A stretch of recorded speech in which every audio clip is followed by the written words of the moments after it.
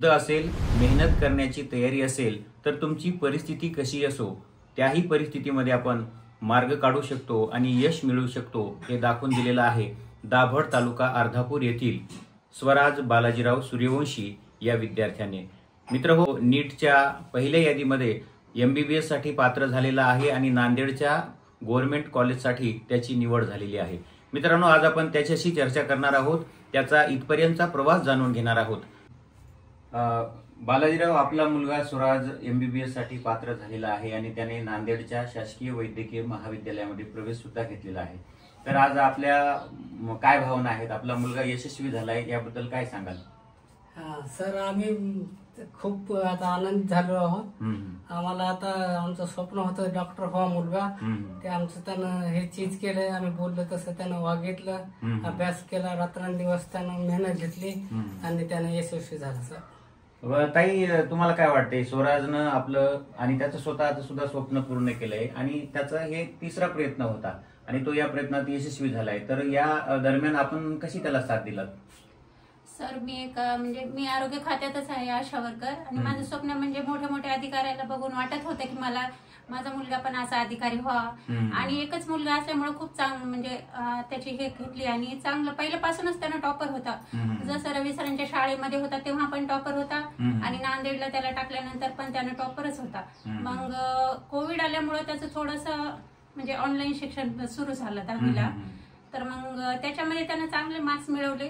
पण तेव्हाच कळालं आम्हाला की आमच्या मुलामध्ये आहे कॅपॅबिलिटी, करू शकतो, म्हणून मग त्याला पूर्ण आम्ही साथ दिली। बरं ताई, त्याचा तिसरा प्रयत्न होता, पहिल्या प्रयत्नात तो काही खचला वगैरे होता का? त्याला तुम्ही कसा आधार दिला? सर, त्यानं पहिल्या प्रयत्नात नाही ना, म्हणजे देवा म्हणून दिली परीक्षा फक्त, की त्यानं खूप बिमार पडला आणि त्याला 3च पॉईंट रक्त झालं ताप आल्यामुळं। मग परीक्षेच्या अगोदर 2-3 महिनेच तसं झाल्यामुळं मग मी म्हणलं आता तू काहीच करू नको, फक्त परीक्षा देऊन पहा। आणि नंतर मग त्याने दिली तर त्याला तेव्हा 350 आले होते मार्क्स। नंतर मग आता वाटलं होते गड्या आपल्या मुलाला, आणि नंतर मग दुसरा अटेम्प्ट दिल्यानंतर त्याला चांगले मार्क्स पडले 500। पण नंतर स्कॅम झाल्यामुळे तेव्हा पण लागला नाही, पण तेव्हा पण माझा स्वराज खचलाच नाही, मम्मी यावेळेस मी करणार म्हणलं। आणि नंतर मग मी म्हटलं आता तू लाव, टेस्ट सिरीज वगैरे लाव, तर तुला तुझी हे कळते, मग लावला आणि त्यानं मग त्याच्यामध्ये यशस्वी झाला। सर, बरं ताई, बरेच पालक आपल्या मुलांच्या शिक्षणाकडे दुर्लक्ष करतात, तर तुम्ही स्वराजकडे कसं लक्ष दिलात आणि काय पालकांनी काय करायला पाहिजे? पालकांचा कसा रोल असतो मुलांना घडवण्यात? सर, आता मला एकच मुलगा आहे म्हणून मी खूप लक्ष दिलं, पण काही लोकांना असे 2-4 लेकरं असतात, पण खूप लोक आता पण जिद्दीनं शिकवायलेत लेकराला, आणि तसं शिकवायलाच पाहिजे। लेकराकडे शिक्षणाकडे लक्ष दिलं तरच आहे सर्व। आणि सर कसं आहे, मुलाचा म्हणजे आपण त्यांना कमवून ठेवण्यापेक्षा त्यांना कमवणार बनवलं तर हे मला वाटतं ही महत्वाची गोष्ट आहे। तुम्ही त्याच्यासाठी करोडो रुपये कमवून ठेवलात आणि त्याला जर वापरताच येत नसतील तर काय फायद्याचं? मग ह्याच्यापेक्षा त्यालाच कमवणारा बनवला तर तो आपल्या आयुष्यामध्ये उभा राहील, आर्थिक दृष्ट्या सक्षम होईल आणि तो आपल्या पायावर उभा राहू शकेल। खरंच एक मोलाचा संदेश आपण दिलात। खूप खूप धन्यवाद ताई, आणि आपले धन्यवाद की आणि अभिनंदन की आपला मुलगा आता डॉक्टर होणार आहे आणि तुमचं आणि त्याचं स्वतःचं सुद्धा स्वप्न पूर्ण होणार आहे। Thank you sir. सर्वप्रथम स्वराज, तुझं या उत्तुंग यशाबद्दल हार्दिक अभिनंदन। स्वराज, मला सांग की तू MBBS ला पात्र झालेला आहेस आणि मध्ये तुला 479 एवढे गुण मिळालेले आहेत आणि तू नांदेडच्या गव्हर्नमेंट मेडिकल कॉलेजला प्रवेश घेतलेला आहे, तर तुझं जे स्वप्न होतं ते पूर्ण झालेलं आहे, काय भावना आहेत, काय सांगशील? मस्त वाटत आहे आता, आणि आता वाटत आहे स्वप्न पूर्ण झालेलं आहे आता, म्हणजे आपल्या मम्मी पप्पा पण खुश आहेत आणि आता म्हणजे मला डॉक्टर बनायचं होतं ते स्वप्न पूर्ण झालंय आणि मस्त वाटत। बरं स्वराज, तू कधी ठरवलं होतं की तुला MBBS करायचं आहे आणि डॉक्टर व्हायचं आहे? सर, मी जेव्हा 10वीला होतो तेव्हापासून मी ठरवलं आहे सर की MBBS करायचं आहे, डॉक्टर बनायचं आहे आणि म्हणजे आपल्याला पीपलला सर्व करायचं आहे। बरोबर, म्हणजे लोकांची सेवा करायची आहे आणि त्यासाठी आपण वैद्यकीय सेवेमध्ये येणं आवश्यक आहे अशी तुझी भावना झाली आणि 10वीला तू ठरवलं की तुला MBBS करायचं। हो सर। तर स्वराज, मला सांग की हा तुझा कितवा प्रयत्न होता आणि त्या प्रयत्नामध्ये तू कसा यशस्वी झालास? सर, माझा 3rd अटेम्प्ट होता। 12th सोबत माझं मॅनेज नाही झालं सर, आणि मागच्या वर्षी जे आहे ते आपलं हे आलं ना, स्कॅम झाला सर ते 24 मध्ये, त्यामुळे मार्क्स चांगले होते पण रँक चांगला नाही आला। पण मागच्या वेळेस म्हणजे घरचे म्हणत होते की BMS वगैरे घेऊन टाक, बरोबर. पण मी ठरवलं होतं की बाबा करायचं MBBS आहे, म्हणून एक वेळेस लास्ट ट्राय दिला. 2025 मस्त मार्क्स पडले आणि 92,000 असा रँक आला, ऑल इंडिया रँक. बरं. तर फर्स्ट राऊंड मध्येच आपल्याला MBBS हे नांदेडचं भेटलं विष्णू. बरं स्वराज, मला सांग की मी असं ऐकलंय की तू हे जे यश मिळवलेलं आहे ते कोणत्याही क्लासेस शिवाय मिळवलेलं आहे, कोणत्याही क्लास अटेंड न करता मिळवलंय, तर यामागचं काय रहस्य आहे? हो सर, आता ते म्हणजे 12th मध्ये मी ऑनलाईन लेक्चर्स केले होते आणि म्हणजे मला आता भरपूर एक्सपिरियन्स आला होता की बाबा कसा अभ्यासक्रम आहे काही नाही, आणि त्यानुसार सर मग नंतर मग माझ्याकडे सगळे नोट्स वगैरे अवेलेबल होते. तरी पण मी युट्यूबचं म्हणजे ते PDF राहतात ना, वन शॉट वगैरे, ते अटेंड केले लेक्चर्स. आणि इकडे टेस्ट सिरीज लावली सर IIB ला आणि कोणाला, आणि तिकडे म्हणजे क्वेश्चन प्रॅक्टिस झाली आणि इकडे नोट्स होते, शॉर्ट नोट्स, तर ते रिवाइज करत गेलो आणि मग मार्क्स इम्प्रूव्ह झाले. आणि आता बरं, हे करत असताना तुझी अभ्यासाची काय पद्धत होती, म्हणजे अभ्यास कसा करायचा आणि किती तास तू अभ्यास करायचा? अभ्यास मी डेली जवळपास 10-12 तास करत होतो. 12 तास? हो सर. म्हणजे भरपूर. म्हणजे टाइम म्हणजे जसा वेळ मिळेल वेळ, फक्त खाय प्यायचं, थोडा वेळ रेस्ट घ्यायचा आणि त्याच्यानंतर अभ्यास. बरं, आता आम्ही जेव्हा तुझ्या घरामध्ये प्रवेश केला तर भिंतीला असं सर्वत्र पोस्टर वगैरे लावलेले आम्हाला दिसले, तर याच्या मागचं काय रहस्य आहे?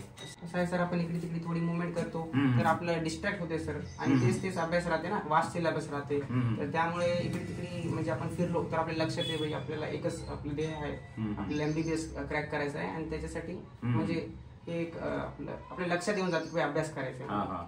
बरं, तू सांगितलंस की तुझा हा 3rd अटेम्प्ट होता, तर सरासरी असं आपण पाहतो की पहिल्या अटेम्प्ट नंतर मुलं जरा नाउमेद होतात, म्हणजे त्यांना वाटतं की नाही आता आपण आपल्याच्यानं होणार नाही, आपण दुसरा कोणता तरी मार्ग निवडू आणि त्याकडे जाऊ. पण तू असं न करता 3रा प्रयत्न असूनही त्याच जोमानं तू तयारी केलास, तर या माग काय रहस्य आहे? सर, मी असं युट्यूबवर म्हणजे मोटिवेशन वगैरे बघत गेलो ना. आता सर आपण पॉझिटिव्ह पण घेऊ शकता, निगेटिव्ह पण घेऊ शकता. पॉझिटिव्ह आस्पेक्ट घेतला सर मी आणि विचार केला बाई आता आपण डॉक्टर व्हायला तर त्याला पण 5 वर्ष लागतात, तर तेवढं मोठं आपल्याला व्हायचं असेल तर आपल्याला पेशन्स राहायला पाहिजे सर, आणि मग तेच पेशन्स असा महत्वाचा राहते डॉक्टर बनण्यासाठी, तर मी तसंच चालत गेलो सर. बरं, मग या तुझ्या आजवरच्या MBBS पर्यंतच्या प्रवासामध्ये आई आणि पप्पांची साथ कशी राहिली तुला?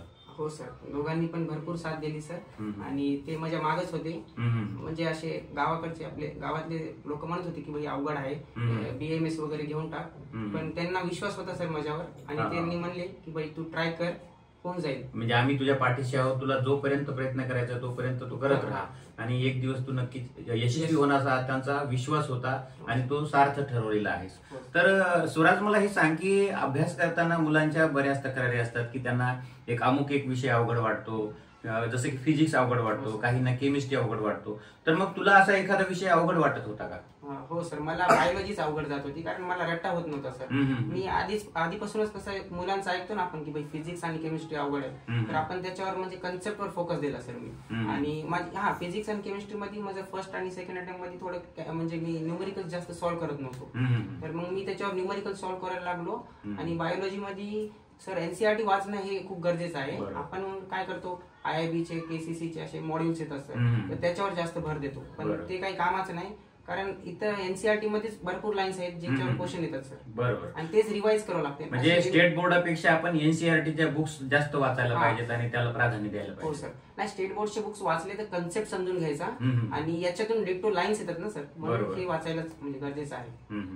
मग ह्या समजा तुला बायोलॉजी अवघड जात होती, तर त्यावर मात करताना तुला असे म्हणजे तुला काही डाऊट्स असतील की एखादा विषय शिकताना, आता तू तर सगळं म्हणजे क्लासेस शिवाय केलंय, तर क्लासला आपण एखाद्या शिक्षकांना विचारू शकतो की सर हे असं असं मला समजलं नाही तर ते कसं करायचं, तर तसं मग तुला अभ्यासामध्ये काही अडचणी असतील, काही डाऊट्स असतील, तर तो कसे क्लिअर करायचा? असं डाऊट्स वगैरे असतील ना, तर माझे मित्र होते सर, लायब्ररी लावली होती ते नमस्कार चौक पाशी, सर तिथं मी मित्र होते, ते माझ्या बरोबरचेच होते, म्हणजे 12th चे होते कोणी, आणि कोणी रिपीटर होतं माझ्यासोबत.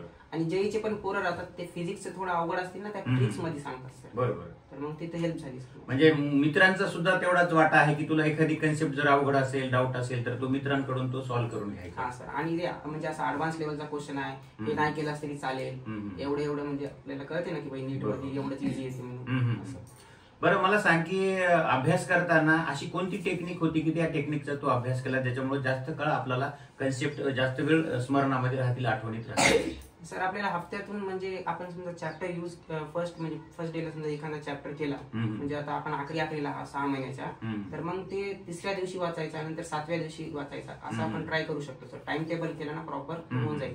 मग तुझा अभ्यासक्रमाचा वेळापत्रक कसं होतं म्हणजे दिवसभरच असायचं का सकाळून संध्याकाळून असा कोणता वेळ होता? नाही सर तसं काही नाही. समजा पेपर आला मध्ये तर मग मी असं मॅनेज करत गेलो. कधी म्हणजे डे आपलं सकाळी करत गेलो कधी संध्याकाळी पण असं नाईटचं करत नव्हतं सर.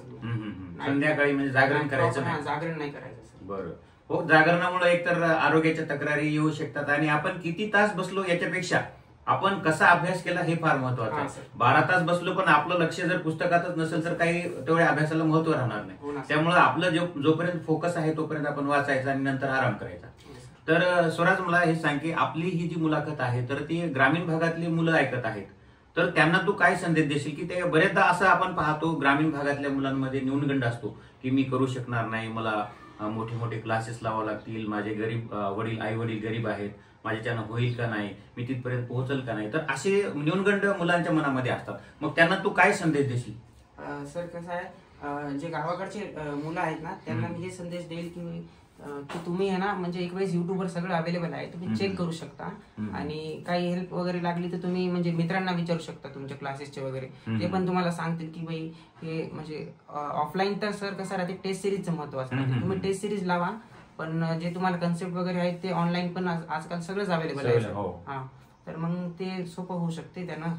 आणि फक्त टेस्ट सिरीज लावा त्याच्यावर तुम्हाला इम्प्रुव्हमेंट कळेल आणि बेसिक तर सगळं आहे सर युट्यूबवर. हो हो म्हणजे परिस्थितीचं रडगाणं न गाता आपण आहे त्या परिस्थितीतून मार्ग काढत जर पुढे जायचं ठरवलं तर काहीही अवघड नाही हे तू तुझ्या प्रयत्नातून दाखवून दिलेलं आहे आणि तुझ्या मनासारखं कॉलेज सुद्धा तुला मिळालेलं आहे. तर स्वराज अशा या प्रदीर्घ मुलाखतीबद्दल आणि तू या विद्यार्थ्यांना जो मोलाचा सल्ला दिलेला आहे त्याबद्दल तुझं खूप धन्यवाद आणि तुझ्या पुढील वाटचालीसाठी खूप खूप शुभेच्छा. धन्यवाद सर.